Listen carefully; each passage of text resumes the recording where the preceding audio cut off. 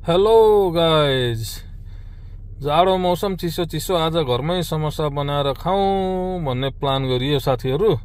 समोसाको लागि चाहिने मरमसला सरसामानहरू चाहिँ पल्लो गाउँको बिरेदाईको दोकानमा किन्न हिँडियो। हेर्नुहोस्, सधैँभरि किनेर खाने, अब कति किनेर खाने भनेर नि आज एक दिन घरमा बनाएर ट्राई हानु कस्तो हुन्छ भनेर प्लान गरियो। सर र साथीहरूलाई म अब अहिले मरमसला लिएर आएर समोसा बनाएर खाएर के कस्तो हुन्छ चित्त बुझ्छ बुझ्दैन, आफूलाई मन पर्छ पर्दैन घरमा बनाएर खाएको समोसा सर र साथीहरूलाई म अहिले देखाउँछु है त साथीहरू। पिठो रेडी भयो साथी हो समोसाको लागि। अब यता आलु पनि बोइल गरेर काटकुट गरेर रेडी भयो। धनियाँ पनि काटकुट हुँदैछ।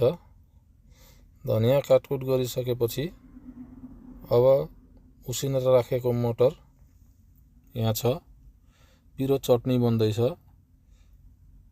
आलुमा चाहिने मरमसला धनियाँ अब नुन जिरा अब पाउडर के हो हालेर यता आलु चाहिँ भुटभाट हुँदैछ र मसला रेडी भइसकेपछि समोसा बन्न सुरु भयो। मसला मजाले अलि भरिभरि मसला राखेर चट्ट घरमा आज पहिलोचोटि समोसा बनाउन कोसिस गरेको। कस्तो हुन्छ खाँदाखेरि थाहा छैन, साथीहरू खाएपछि भन्नेछु हजुरहरूलाई। हेर्नुहोस् समोसा चट्ट बने। अब यो ट्रे भरेपछि यो समोसालाई तेलमा झ्वाइँ तारेर हेर्नुहोस् साथीहरू घरमा बनाउँदै समोसा पहिलोपटक कोसिस गरेको। हेर्दाखेरि चाहिँ राम्रै ठिकै देखिएको छ, खाँदाखेरि पनि राम्रै स्वाद आउला भन्ने आश गर्नु पर्यो साथीहरूलाई। हेर्नुहोस् रातो रातो भइसक्यो। ल समोसा पाक्दैछ है। एक लट पाकिसक्यो साथी हो, यो अर्को लट हो। अब यो समोसा पाकिसकेपछि अनि मजाले बसेर खानुपर्छ। ल अलिकति पिठो बच्या थियो, आलु मसला सकिएर के गर्ने त फाल्नुभन्दा भनेर निम्किन बनाउन त भनेर निम्किन बनाउनतिर लाग्यो है।